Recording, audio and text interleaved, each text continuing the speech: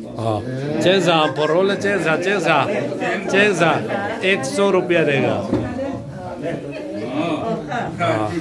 पूरी पे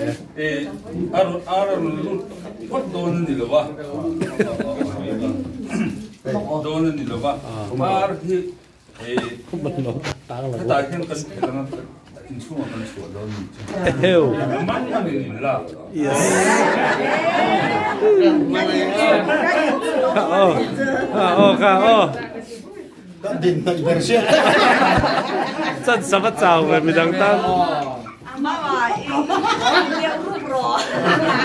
個低飛啊，未得咩？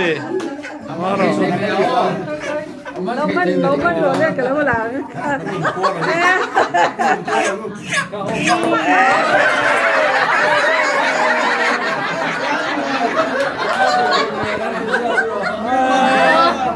Alom quy ông thế vậy cái nghe tiếng lắm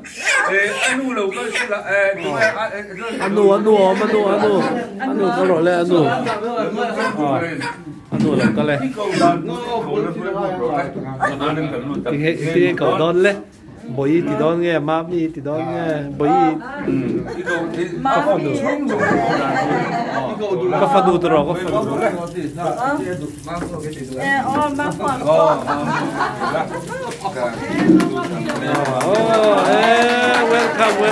welcome invite đồ luôn rượu lên cái lẩu mẹ